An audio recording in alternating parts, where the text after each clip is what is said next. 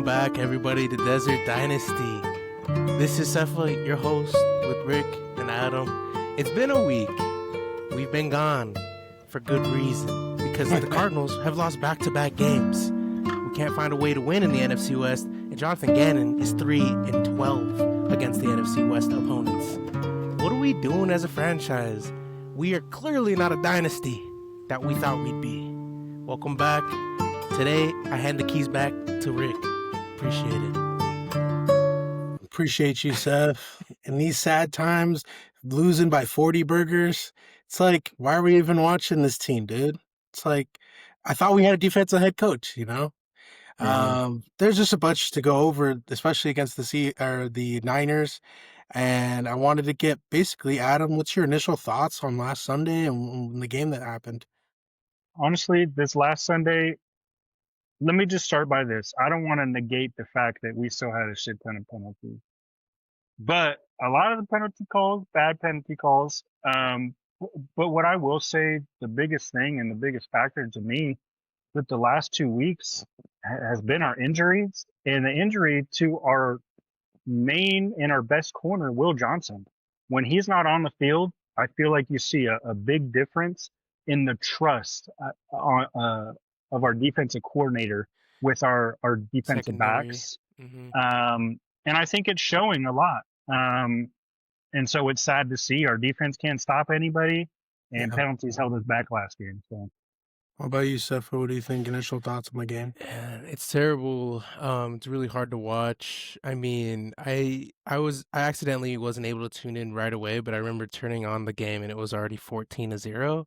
And I was like, what's going on? It's first quarter, you know what I mean? Mm-hmm. And then thankfully we went down a score to make it 14-7, and then everything broke loose after that. Like, just Niners kept going crazy and then scoring so many points. My thing that I wanted to just mention is, like, I know we're injured and we have a lot of key missing players, but man, the Niners are too. They are the third most injured team in the NFL right now, and they still found a way to win. They are missing their Mike linebacker, Fred Warner. They're missing Mykel Williams and Nick Bosa. They're missing their stars too. So that just is a testament to coaching, and we'll go all into that in a little bit here, but those are my initial thoughts of the Niners game. Yeah, it's definitely a tough couple of weeks, and honestly, it's a tough season to handle right now. We expected year 3 of the rebuild to be into the playoffs this year. It was an expectation. So being outside looking in for that right now, it's just disappointing, and I don't know. I mean, we're used to losing, but it feels different this year, man. I mean, I even texted the chat last week. I was like, bro, this year is worse than the Joshua Dobbs season, and that season was ass. So I think it's hard because we see so much talent being wasted right now. This reminds me of the Josh Rosen season, to be honest. Yeah, and that was even worse than Josh Dobbs season. Yeah. Adam, I wanted to turn over before we go and deep dive into this game and everything. I wanted you to talk Heat Check with us, where we talk all Arizona sports, not just the Cardinals, and we'll do a little brief talking about AZ sports. Yeah, absolutely. Appreciate it, Rick. First and foremost, let's just start with the D-backs. That's nice and short. Zach Gallen, we offered him a qualifying offer. He declined it, which is what everybody expected, because his agent essentially likes to have his players go to free agency. So don't freak out about Zach Gallen not accepting that qualifying offer. He just wants a long-year deal, or a long-term deal then. Hopefully we can bring him back for cheaper. He finished the season really good. We'll see what happens with that. The Phoenix Suns, other than losing in heartbreaking fashion in fourth quarter, we were up by like 22 against the Hawks, I believe. We ended up losing that game at home. We were on a 5-game win streak before that. We lost that game, and then we just won yesterday. In the last 6 games, we've been up by 18 points or more in every single game. I think the Suns might be here to stay, boys. So tune into some games if you haven't already. I think this team's legit, and we're still missing Jalen Green. Keep that in mind. That's crazy. Now, let's get to the most important thing in regards to football outside of the Cardinals. Sam Levitt in Arizona State. There's reports that he's wanting to potentially see what the market is in the portal, and that his agent, who I guess it's his brother, is his agent, he's kind of shopping him to other teams. And supposedly, due to many reports are stating that he's wanting to actually leave, and it's doubtful he comes back to ASU. I guess his dad came on the line with the Athletic and reported that he does, like, that's untrue. It's more so 50-50. My personal opinion about it, I think he's also 50-50. I think he wants to see what we do in the portal. You know, we're losing uh, pretty much our whole defense or a lot of our starters. We're going to lose a lot of offensive players too because we have a really talented team. Mhm. We're kind of underperforming this year due to injuries, but that's literally it. Um, and I think Levitt just wants to see, like, are we able to recoup kind of like a Mississippi State or I don't know, Texas Tech. somebody Texas Tech went crazy in the portal last year, you know, or are we just going to be, you know, one hit wonders or 2 year wonders, you Yeah. know? I think he's a big, what do you call it? He next year is gonna be the year that he wants to probably go to the draft. So he wants Exactly. to make sure he's on a solid team that can give him solid stats and a good wins, you know? Well, I'll say Exactly. this. I think Sam Levitt has a big target on his head because he's had two all-pro players that have helped lift the offense both years that he was here. Cam Scadaboo and Jordan Jordan Tyson. Tyson both years. And Sean Mateer, or I don't know his first name. I think it's Mateer. Jordan. Jordan Yeah. Mateer or something Mateer. Like he's a great tight end too. So like you had a lot of great pieces to help you become a great quarterback. If you really left ASU, you know, you got to prove yourself again. Or if you were able to stay at ASU and you're still a good quarterback, you can prove to people that like I am the The man and reason I why am they're good. good. I am the reason why ASU was good these past couple years. Hmm. But he definitely has a target on his head for sure. And I think ASU is gonna buck up the money. He's like they've been putting so much resources into football, and that's what coach who's head coach again? Dillingham. Dillingham. Dillingham was saying. He's like, yeah, I've talked to the sports director, and he wants this to be like a mainstay. So I'm hoping. Like, I don't think money's gonna be a problem for ASU. I think it's more if Sam Levitt wants a better fit or if he wants to stay. Yeah, I Yeah, agree. absolutely. We'll definitely see what happens.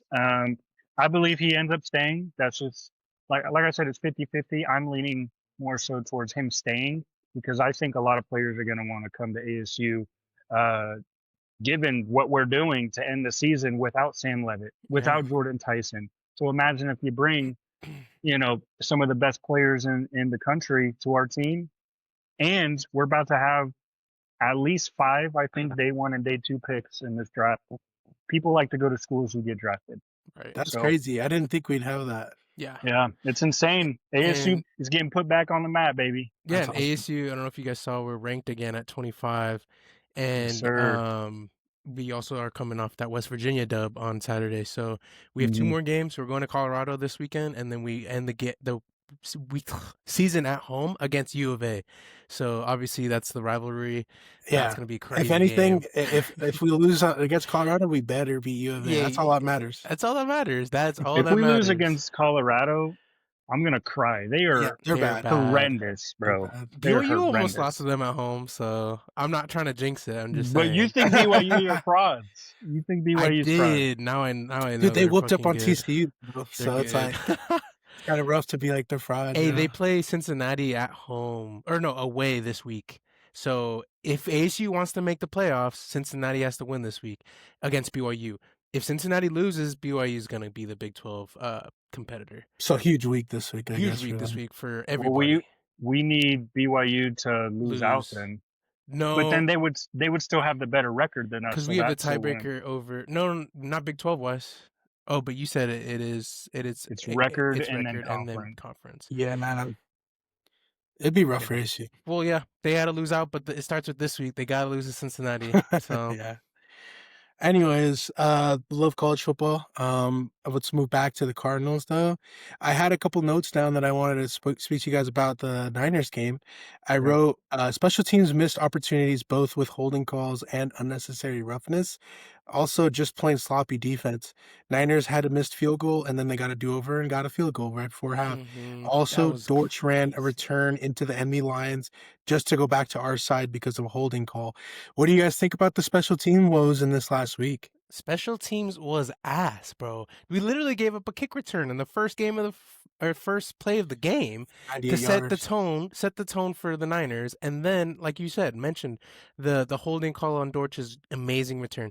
You got the missed field or the blocked field goal, and then That got redoed over. that had to redo. And Calais Campbell, that was the weirdest flag I've ever seen. He barely touches the court or It was an the awful center, call. and he puts his hand up and blocks the kick. And yeah, awful Awful call. call.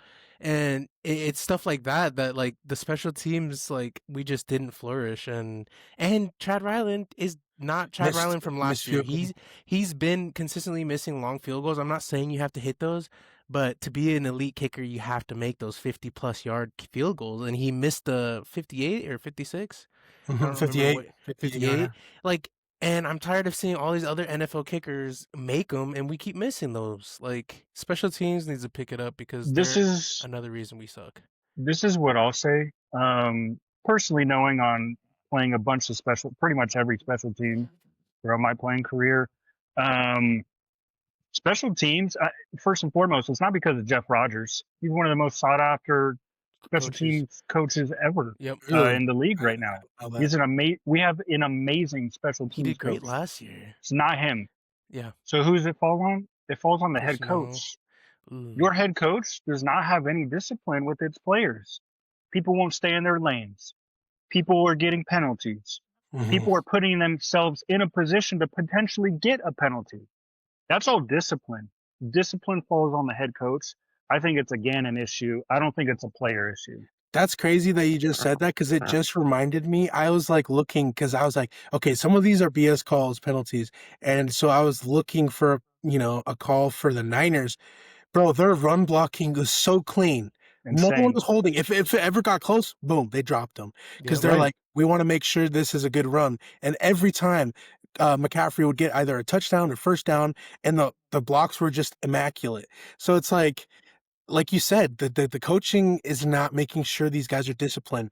I love Trey McBride, but how many holding calls did he have last week? It's like I don't know. I mean, at some point, you have to look in the freaking game room film and say, what can we do? We know you're pancaking guys. That's good, but what can we do to like not get those holding Mitigate calls? those calls. And I just remember growing up, whenever we had penalties, you got your ass chewed. If you're playing for a good team, right? Like, Hmm. let's be honest, I played for some crappy teams, and no one cares if you get chewed out at practice or in the film room because no one cares on the field. So I'm Yeah, thinking that's where the Cardinals are at right now. Is like even if they're getting yelled at film, or even if they're trying to correct it in practice, people are starting to shy away of being like, we're a good team. They're starting to think we're a bad team, and we suck, and coaching isn't helping. And I think everybody's kind of like turning this season into a joke. Yeah. hmm Um, but yeah, the that's 100% on coaching. Penalties, you can, obviously the players are at fault, but you teach the players when to not do something to create those penalties. So Right. And I don't think it's a disbelief of the players themselves amongst each other. I think it's a disbelief among the coaching staff. And most importantly, against Jonathan Gannon. And I think everybody knows probably internally also kind of like a turning point. The Kyler Murray thing, I feel like everybody's probably walking on eggshells, and it's just not a good atmosphere inside the locker room, and it's kind of spreading down to the field now, is what I think. yeah. hmm What's crazy is there's a lot of good that I saw, and one thing that I said that um I think is like a hot take is I don't think it's all on Gannon. Like players are still playing with aggression and they weren't sloughing. I watched the whole game and everyone was playing to the whistle. They're playing aggressively. And it didn't look like they were giving up. Even though the score was 44 to 10, by Yeah, 44 points. So like I don't think it's like the team's lost in the locker room, but there's definitely some kind of discipline that needs to be taken and handled in the game. Um But yeah, basically what I want to say though, I wanted to get into the defensive side of the game. There was so many times it was third and long, and then the quarterback Purdy would have a cushion to pass to Kittle or to pass to the open wide receiver, right where the first down area is. And I Mhm. see this all year long. What do you guys think about this defensive secondary, and why are we giving up long third downs? Um, so Jonathan Gannon is a defensive coordinator. The linebacker coach under him at the Eagles was Nick Rallis. Nick Rallis is now essentially calling Jonathan Gannon's defense. And this is why I pin a lot of it on Jonathan Gannon, is because his philosophy is don't get beat deep. Well, you got to be aggressive Hmm. on third and long. Don't give him time to sit in the pocket so they can run medium to long routes. Don't give them time to be able to do double move. Don't give them time to do things. And that's exactly what we're doing. If you give an NFL quarterback time in the pocket, 3.5 seconds, it's a completion. Hmm. And with the 49ers and how creative Shanahan is, it's going to be a first down. He's going to put his players in the position to win games. And that's the difference between the rest of our division and us. We're not putting our talented, overly talented team in comparison to others in positions to win. And I think that's the issue with the defense. And we said it before in earlier week. I think the biggest example is Buda Baker. Where is he? Yeah. He's never in the play anymore. It's frustrating. It's really frustrating. Mhm. And, I agree with that. I really do think the coaching right now is kind of horrendous. I know, our team is playing hard and we have grit and stuff, but when you lose, what are we, 2 and 6, 2 and 7 now? 2-7 now. When you lose 7 football games this early in the season, not early, this we're in the middle of the season. That's too many games, man, and I know we had lost, what, 4 or 5 games in a row by, like, 3 points or less or a touchdown, I can't remember the stat, but Yeah. Or I don't less. care, that doesn't make us competitive, that means we don't know how to finish games, that makes us a bad football team, that makes us the Saints, and now the Chiefs, right? I'm just kidding, but, I don't know, who I don't look at the personnel and say, "Hey, it's your fault we're not doing good. Hey, it's, MHJ's dropping balls, um, you know, offensive line sucks." Okay, that might be true, but, I really think Drew Petzing and some of our coordinators are really hindering our team. And I remember listening to PHNX and they were talking about how there's a couple of coordinators that we have that are newbies. Like if you look at their resumes, they didn't have a lot. A lot of them were college coaches. They weren't even head coaches. They were just NCAA like college coaches Positional and they coaches. got hired into these NFL roles. We need to get rid of all of those and maybe only keep Justin Fry just because he was a great coach in college, and I think That's he needs exactly a what I little was more gonna time. ask you, bro. But yeah, get rid of all those rookie coaches and bring in an influx of NFL knowledgeable veteran coaches to help Gannon and to help establish all of the dominance that he preaches. You know what I mean? That's exactly what I was gonna ask. Because people are like, "Oh, just fired Justin Fry." I was like, he was an elite O-line coach with, Ohio State, and we were lucky to get him. Yeah, So, like, why the I'm hell would not we gonna get fire rid him of after him. 1 year with I feel like Petzing is just, like, shitting on him because of his bad play calling, Let me right? say this. Let me say this. This is Justin Fry, right? Amazing high up head coach or offensive lineman coach. Okay, off the charts right now is Clayton Adams. Okay, he was Mhm, our coach last year. You can't compare Justin Fry to Clayton Adams because mhm. Clayton Adams is on another level, and I wish we kept him. But the matter of the fact is, we didn't. We still have a great offensive line coach. I don't want to get rid of him after 1 year because our offensive line, like personnel's atrocious, barring Yeah. Will Hernandez and Ju Paris in Paris, and yeah, Froholt sometimes. You know what I mean? right. So I still I like really Ferrell, think, yeah. yeah, I really think we need to draft more personnel offensive lineman wise, and Mhm. I don't want to get rid of Fry, but there is a lot of other coordinating coaches that I want to get rid of for sure. With that, I do wanna ask you guys, this is gonna be going back to the off season, we wanted to talk a little bit about that, but I did wanna ask since it's, kinda fresh in your minds, what kind of offensive I mean, if Petzing gets fired, which we think he will, what kind of offensive coordinator do you guys think we should bring in? next year? What kind Or or who? who Or who? specifically? Yeah, who specifically? It's hard to say who specifically. Junior, you brought it up after he got fired.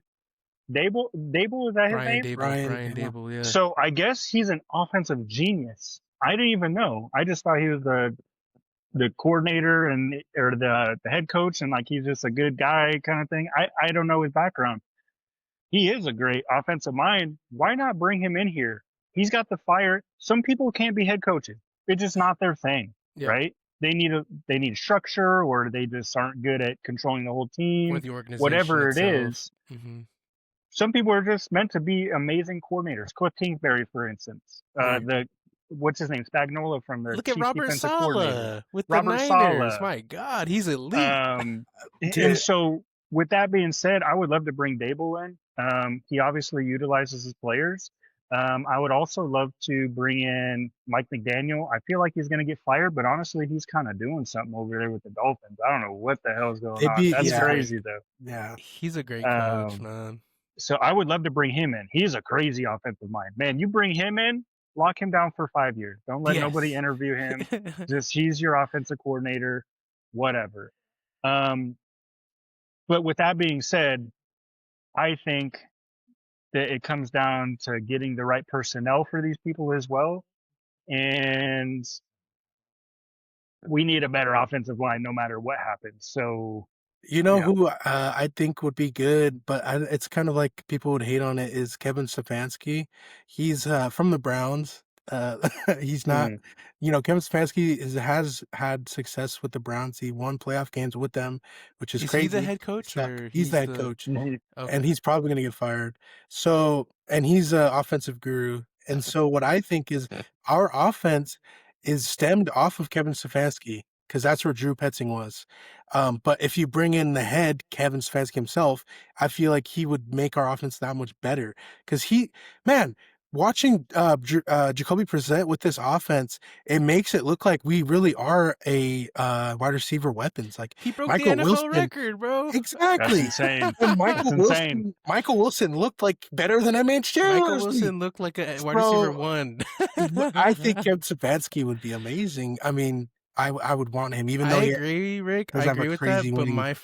my first inclination is to bring in Dabble and Michael McDaniel, Yeah, just because they have proven high-powered offenses. And Josh Allen and who them. was it was Josh Allen, right? It was Brian Dable, Dabble, yeah. and yeah, Dabble, and Kevin Stefanski. Like I agree with you that he definitely is a smart coach and stuff, and he probably could be an asset for sure.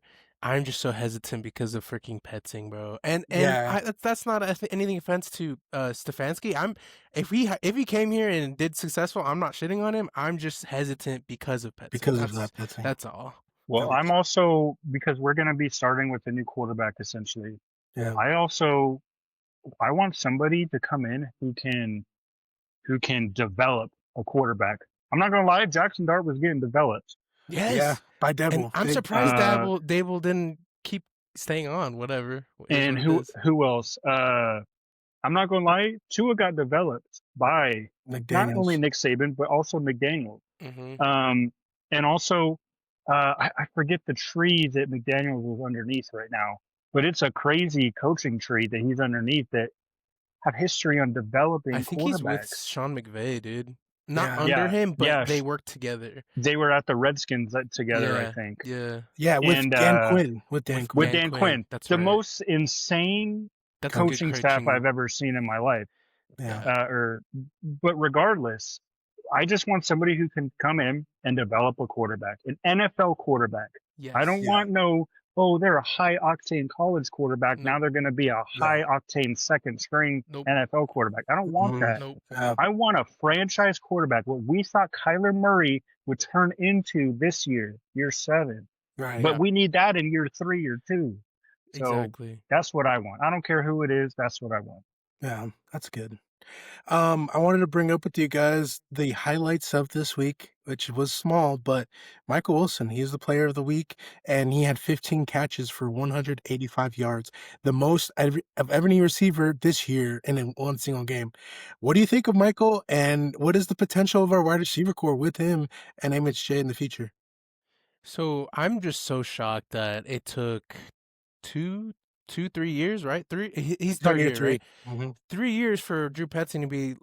He goes to practice every day. He watches game film. He literally works with these people every single day, and you finally unlocked him in year 3. How does that make any sense? And it just goes to testament to show why he needs to be fired by the end of the season. But I'm glad we have Michael Wilson. We've been talking about it for all of Since our he's a rookie, episodes since he's a rookie, that we liked him, but we didn't know why he wasn't like producing. utilized. One of the plays that still sticks out to my head right now, the top of my head, is literally the 4th down and 3 conversion against Seattle, and Kyler threw it to One-handed. him, and he one-handed it. Like he One-handed, yeah. barely saw it and one-handed it. Like that's Yeah. elite. Like it's Yeah. crazy, and that's stuff that he can do. And that's literally Michael Wilson. I'm happy we have him, and he's arguably wide receiver 1 right now over Marvin, until Whoa. Marvin becomes more consistent. Because that was one Dang. game. You And gave he you did gave Michael amazing. one game and he just pulled it off. So why don't you put Marvin in that secondary tier role Yeah. and let Michael flourish? That's Uh-huh. my opinion. Yeah, no, I agree with what you're saying. I do want to pump the brakes a little bit on it because we kept on saying, hey, there's a breakout game for MHJ. And then he goes quiet for a few weeks. And then, oh, there's another breakout game. And he goes quiet. Well, I want to make sure that this isn't a break game now against Jacksonville. They have the third worst, I believe, the third worst Secondary. passing defense against wide receivers right now, at least in fantasy, because Yeah. So it's they Michael should Wilson. So they feast. should But feast. they should feast right now. They should feast. Um, so that's exactly what I expect. Michael Wilson to feast again. Good. If you target Michael Wilson a lot and he's making these contested catches and everything, I think he's him. He's making. I remember I was making the jokes, right? Don't pass to Michael Wilson on first or second down, but if you're 3rd and 15 or 4th down, throw to Yeah, Michael yeah, Wilson. yeah.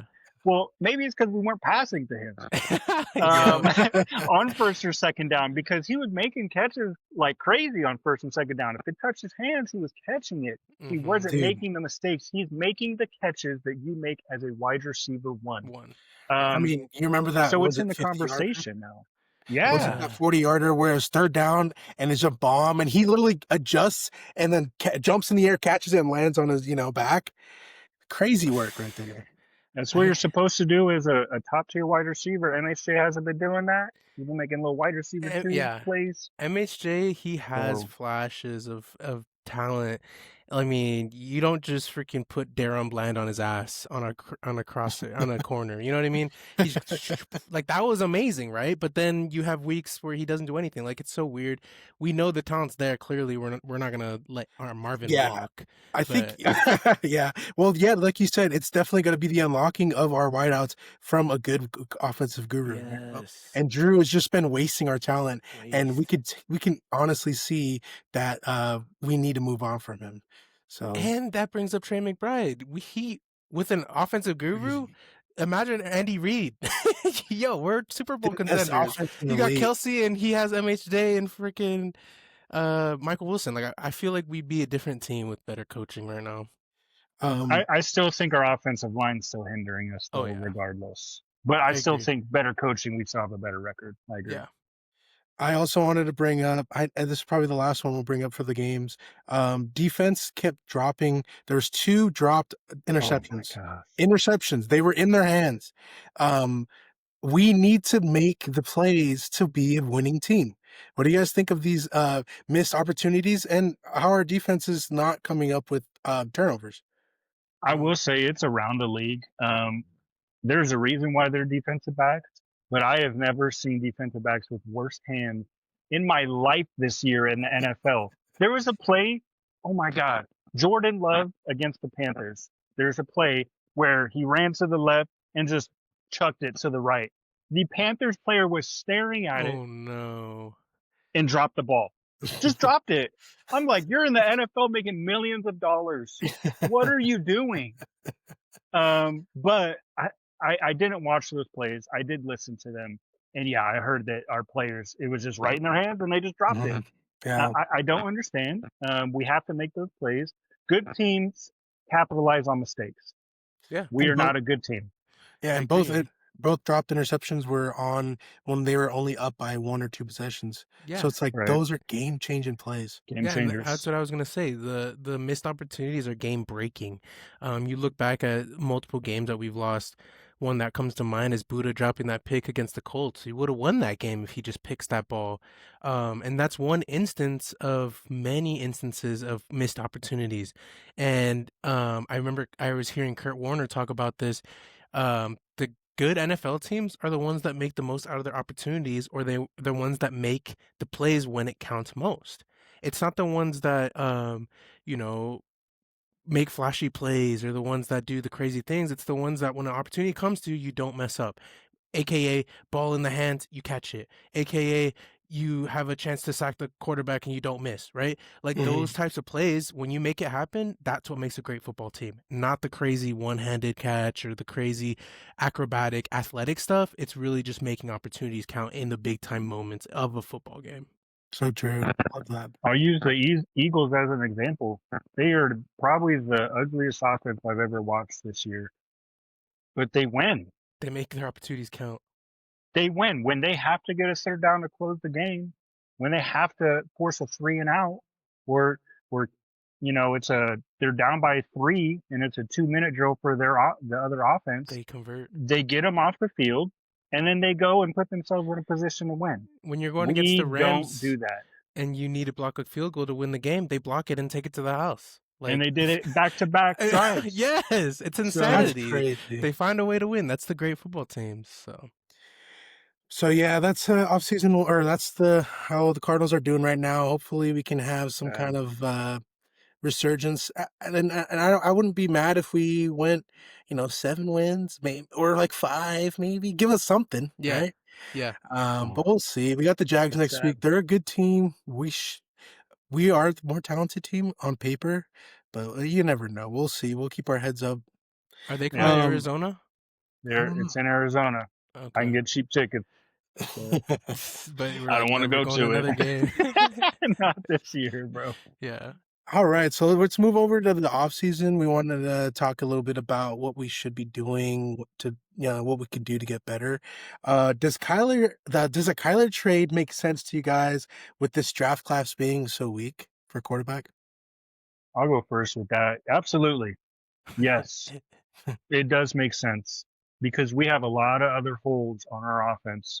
We have a lot of other holes that we need to replace on defense. A lot of our higher performing players are older players right now. Um, I'm not saying that we don't need to hit free agency really good as well, because we do, but we need some young talent. We do need some young talent, and I think trading Kyler Murray is going to be really important. And I'll say a dark horse team to go for Kyler Murray, one and only Jerry Jones and the Cowboys to trade for Kyler Murray. He goes crazy in that stadium. I heard they want to get rid of Dak Prescott, and The shitty also thing That'd is be I don't pretty want to pick up crazy. his contract though. Dak's I think contract's ugly, I heard. no, I'm not No, no, saying we no. trade for We're not going Dak. to trade for Dak. We Oh, it'd trade be like a them 3 to I'm way trade or something like that? We get Well, picks, they they'll trade away trade Dak. they'll trade Dak away, and Yeah. they'll come get Kyler, and we can get first round draft picks from them. Kyler plays really well in that stadium, and he played in college with CD Lamb. Imagine if he took fucking Cowboys to the Super Bowl and won one. I will fucking crash out, dude. This guy needs to stay in Texas. Just let Just him stay live in there and Texas, thrive, bro. bro. Yeah, true, dude. What do you think, Seth, about Kyler trade? Um, I think I was talking to Rick last week. Man, it's scary for me because like it's not a quarterback problem anymore. I know Brissett's good and he's a decent bridge quarterback, but now after losing, back to back and just seeing Kyler being in and out, like the team's the same. So I'm not saying like I want to keep him, or I'm not saying he's not going to be traded, but me personally, with the quarterback class from this next draft, I hate it, and I'd rather keep Kyler and have another year with him and get ready for the next year's draft class, which would be Levitt's class and those guys, like the Sellers and all those Mhm. guys. Yeah, because if you're not the first pick, you're not gonna get the best talent. And right now, there's like 6 or 7 teams that need a quarterback, and they're all in the top 10 picks. So good luck trying to get that pick, you know. Do I think that's likely to happen? No, I think we trade Kyler, but that's my opinion. So, But And there's only like I three was good talking. quarterbacks in the draft this upcoming year. And So I was thinking like Adam too. Maybe we don't draft a quarterback. We draft more pieces that we need and build around our 1 year contract with Brissett, get another veteran, and then see what we could do in 2027. But I do like the idea of having more picks, having more ammunition for money. yeah, yeah. I agree. Well, and I'll just kind of say hot take.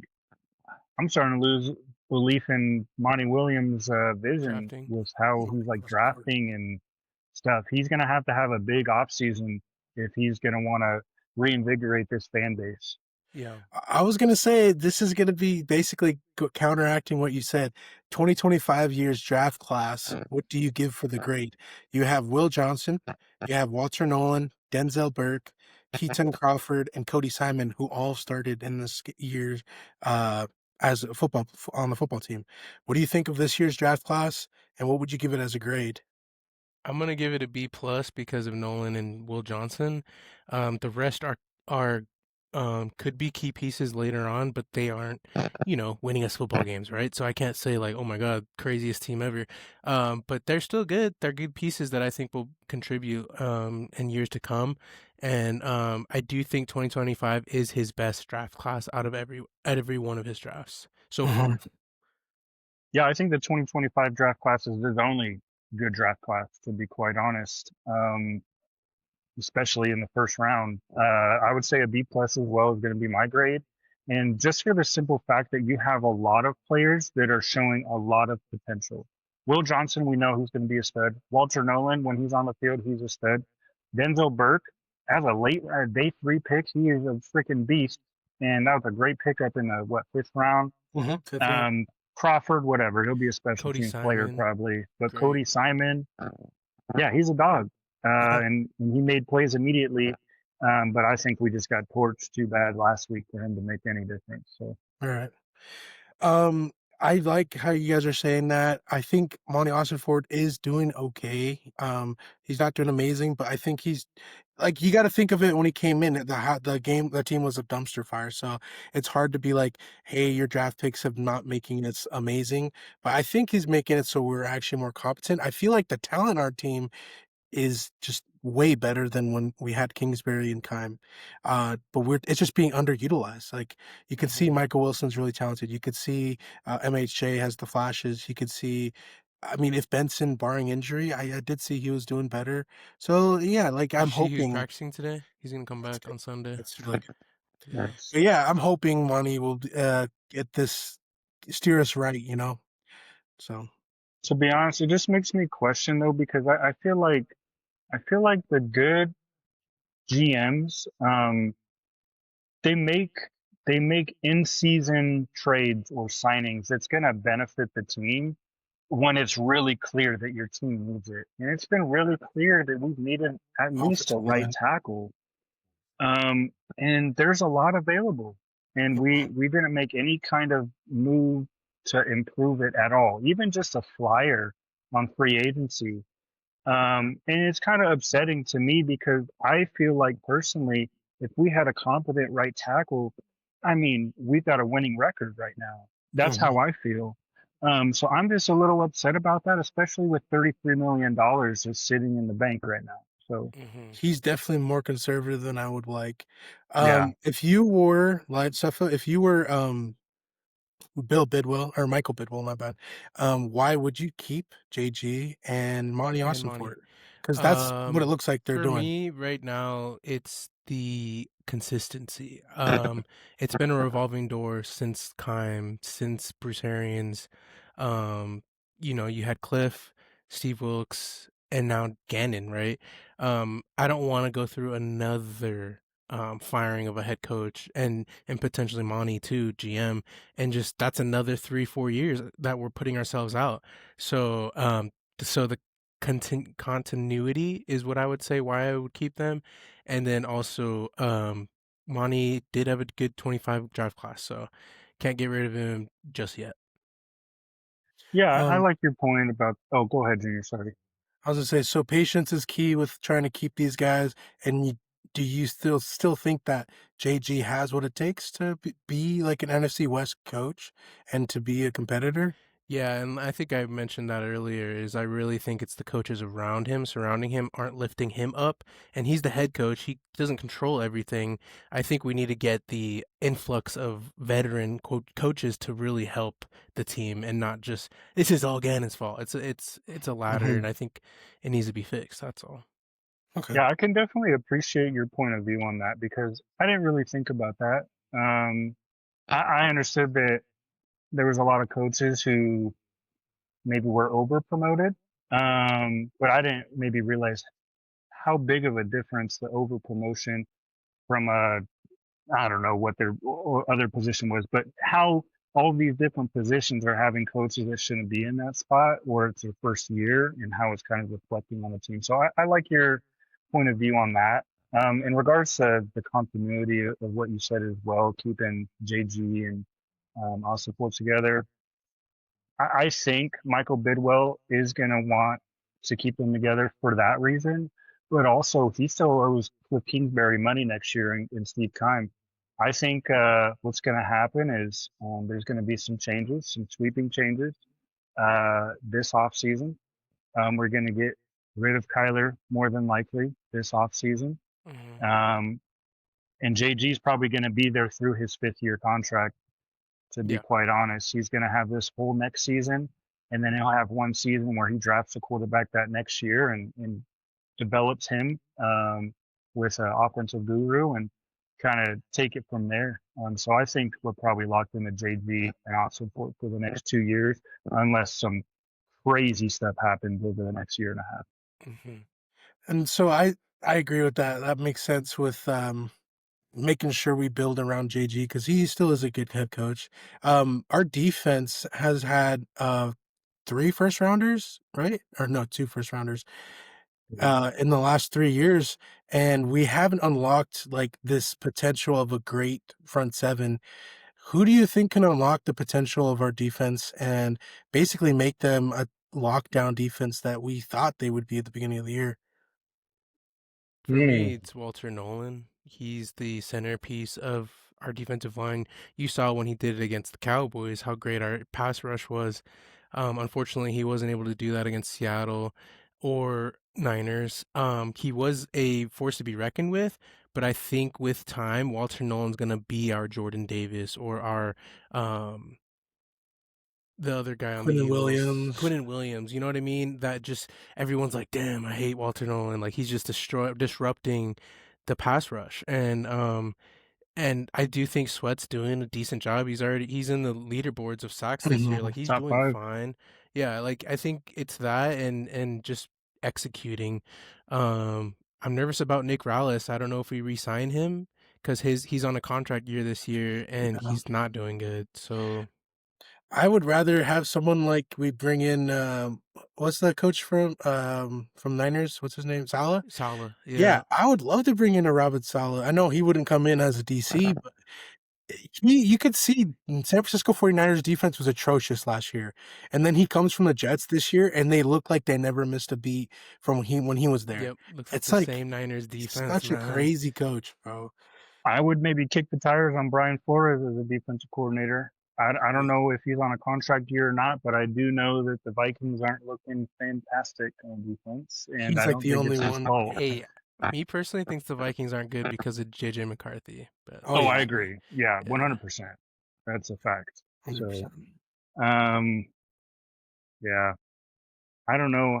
I think same thing. Walter Nolan's definitely the key, but I think he's going to need another year. Hmm. Um, I think this offseason is going to be huge for him. I still think he's going to make an impact the rest of this year, but um, based off the comments we've already said so far, I think Will Johnson also is such a huge factor. He's going to be like the next Pat Pete. So if you build around him as well, our secondary is going to be scary. You know, if you yeah. if you could redraft, is does Will Johnson get drafted top 10? If you could redraft this year, That's tough, man. Just because That injury. his injuries this year. Um, but I love him, and I would always take him at um, the second round where we got him every single time. every time. And I do think he's a first rounder for sure. Mid to late first rounder. I wouldn't take him top 10 though. That's a hot take, but I wouldn't. Top 15 for sure. I'm not sure top 10 just because of how talented the top 10 was this year. And It's Walter Nolan's a crazy. top 10 for sure. Yeah, yeah. What's crazy is I was super low on Jihad Campbell, but Sefa like I Told you, love this him. guy. bro. We That told guy you. is crazy. He's That so guy's good, bro. He's so good. Hey, he reminded me of Fred Warner when I watched his game film, and I was like, damn. We were telling Junior, man, he was a believer. He I'm wasn't a surprised he went believer. 32, bro. That's yeah, dude. insane. Of course he To the went to the Eagles, Eagles. bro. The great players always fall to these Yeah, freaking the good Chiefs or the teams. Eagles, and then they're good again. So Hmm. that's what happens, bro. All right, so that's gonna lead us out today to burnout, guys. So skirt skirt. Skirt, skirt. Every time we do burnout, it's just a bunch of questions we ask each other just to get to know the host. Today I'll be asking the questions. So, Adam, does the Big 12 need more love from the CFP committee? Absolutely. Oh my goodness. I only saw Texas Tech in there, and bro, fucking Tulane is number Tulane is number 12. 12, bro. Even That's their fucking head coach. disrespect. Maybe it was just like a thing I've seen, but even the head coach is like, bro, how are we there? Like how are we here? Disrespect, bro. And Um, honestly, I'm that's not a insane. fan of BYU. How are they not in, dog? Unbelievable. Holy, they're crazy Unbelievable. good. That's To crazy. be out is insanity to me. And if I I was a under, BYU fan, I'd be livid. I understand SEC and Big Ten are gonna get that love, but damn, man, look at the Big 12. We're Big Ten is low insane. key, arguably just the same as Big Ten in my opinion. In my To humble be opinion, honest. I just feel like SEC is just overhyped. You put SEC against the top Big 12 player teams and the top Big 10 teams, they're not going to win all the time. But they Yeah, don't face them because they're like, oh, we want to wait till playoffs. We want to wait till we get our shot. Hate that No, shit. you know what I mean? So they're just going to get the love without even having to prove themselves, you know? yeah. So dumb. I hate that. All right, Sefa, best TV show ever and why? Um, there's a lot of TV shows that I love, and um, I'll just pull out The Office for me, just because it's very comforting and like it's a go-to favorite of mine. But if I want to do like a drama, it's kind of like Breaking Bad. Like that one's insane. Oh, that's sick. So those two are my favorite top two shows of all time for sure. It's nice. What about you, I Adam? haven't I haven't watched a lot of shows. You guys know. I just that Movies. wasn't me. I was obsessed with sports and I played sports year round, football, basketball, track. I even tried baseball, all that. So I didn't really watch a lot of shows. I didn't get into shows until I was with my Hmm. woman in between. And I got into damn, what is that called? Blacklist? Is that what it's called? Yes, Blacklist. That's a good Blacklist was show. big, but the only show I've watched the complete season, like every single episode, all Oh. Cloverfield Lane. Just kidding. well, no, was not Big Bang Theory, Modern Family, and I Yes, I watched Oh, love that great it. show. show. I don't know, like a year ago or so. Great But show. I feel like at my point in life, like I just relate so much to it, and that's why I loved it so much. Oh, You that's a know, good show. It's a That's a very great good everybody's show. like Adam's Phil. Adamsville. Yep, Dunphy. I love Phil. That's awesome. If I had to pick a show, I'd probably it's like an underrated show, Dexter. Love Dexter, dude. Had like 8 seasons and it's just an awesome show, bro. Oh I think yeah. that's really good. I gotta watch it. Hmm. All right, Adam. If you had to redraft, oh, I guess I asked this earlier, but if you had to redraft Will Johnson, how high would you pick him? Top I 15. forget all the people in front, but he's gonna at least go top 15 for sure, barring any kind of injuries. And even if we knew he was going to be injured as much this year, Still. he's still too talented, and you can work on preventative measures for injuries. Yeah. All right, Seth. Why didn't we drop JG and pick up Mike Vrabel when he was available? That's tough, but I think it goes back to that Continuity. continuity. Sorry. We wanted. I mean, on this offseason, we were all hyped. We loved how we played last season, and we were very competitive. So I was very all in on like Jonathan Gannon year 3. Like, let's go. Like, I wasn't thinking we need to fire him and hire somebody. But Vrabel, Right. freaking nuts, of course. Yeah, of course the Titans are gonna let him go, and then he's gonna take. Aren't they like number His one alma seed right now in mater. the AFC? Mm-hmm. The Patriots. Oh Yep. my gosh. All right, All I, Adam. What? Sorry. all I'm gonna say along with that, the Patriots when they hired Vrabel went crazy in how aggressive they were, and I feel like that's the exact opposite Of of what the Austin Fort. Cardinals. So I Yeah. wonder how aligned they were when they were on the same team. Yeah, it's weird. True that. All right, Adam. With the current projection of the three NFC West teams making the playoffs, is there a coach that is available that could come in and outcoach these Hall of Fame type organizations in the NFC West? Coach available. Dang. Yeah, because this NFC West is ruthless, bro. That's really, yeah. I don't know if there's a coach available. I mean, I can't think of one off the top of my head. I think Dable's a good coach, but I don't think he can win Like five it's and two, McVay, Shanahan, five and and one or four McDonald. and two. Yeah. Currently, the Stuff market's No, that you thinking slim. of? Yeah, I no. agree. I don't think there's someone out there right now that's gonna be better for the NFC West division. The only one that I really enjoy and I was thinking of is Mike McCarthy. He's got the history. He's won a Super Bowl, and he won a lot at the Cowboys too. So he has that tenacity of winning, and he's been a head coach twice. So I I feel like agree with that bringing a one. legend like that, maybe. Hmm. Big take. But we'll see. He might even get picked up next year. So because I know we're gonna get Probably. JG this year, so we'll see. Yeah. Sefa, during Thanksgiving, what's your favorite dish and why? Stuffing. See how quick that was. And What the why? Because hell? it tastes amazing. You have to have What's the sausage in it matter though. with You have to you? have sausage in it. And I still love turkey and mashed potatoes, but I can't have it without my stuffing. All right, all Stuffing is right. the worst dish on in Thanksgiving. You're What are you, crazy. 85 I years love old? stuffing, bro. You like stuff that could just melt in your mouth because I you can't love chew it? stuffing. You have dentures You've never in? had good stuffing. That's what I know. That's a I fact. have had good stuffing. It's my least favorite stuffing. Stuffing is my least favorite dish of all time. Out of any food on the planet Earth, Whoa. stuffing is my least Dang. favorite. Don't hand it to me. Dang. I'll try it if you're like, oh, it's magical. I'll try it. It's still I'll never never good. try it again. Even if you think it's Bro, magical, I won't it's eat magical. What about you, Adam? What's Yeah, what about yours? you, Adam? What's your favorite Thanksgiving dish? White people food, Cranberry sauce. green bean casserole. Just kidding. No, I hate No, green no, no, bean no, no, no, casserole. no, no. I don't hate it, Um, but honestly, bro, just the mixture of mashed potatoes, uh, not even, I don't even need the gravy. Mashed potatoes with some corn and like honey ham, and you just like use the honey ham as like a dip, kind of like a Yeah. tortilla chip, and just scoop it. I don't know why, bro. it's That's great. it for me. That's it for That's it. me. Hey, he's OG. He's an OG. He's Unk. Yeah, he's He's Unk. unk. Uh, He's hey, I am unk. bro. He's unk.